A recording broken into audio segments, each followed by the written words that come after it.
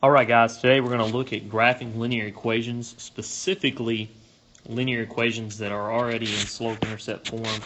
If you're not familiar with slope-intercept form, it would look like this, where you have your equation is y equals the 3 that's being multiplied by your x is your slope, and then the 2 along with the negative, so negative 2 would be your y-intercept. And so you use that information to go ahead and graph this linear function. So as you can see, I've got my axis already set up.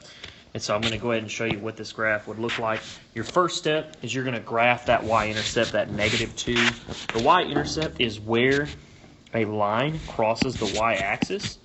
And so the y-axis here is going up and down as it does on an xy axis. And so I'm going to count from the middle, from the origin here, down 2 because it's negative 2, and I'm going to plot that point right there on negative 2. Okay, from there, your next step is to identify your slope, and my slope here is positive 3. Now, with a slope of 3, you want to think about 3 as a fraction, which 3 as a fraction would be 3 over 1.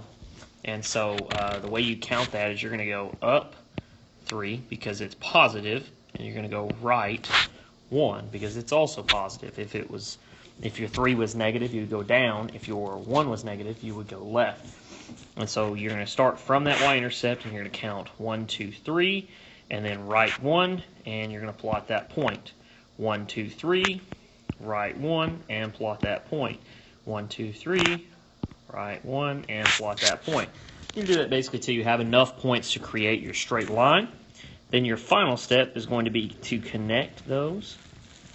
And don't forget your arrows, as lines do go infinitely in both directions. And so this would be your line for y equals 3x minus 2.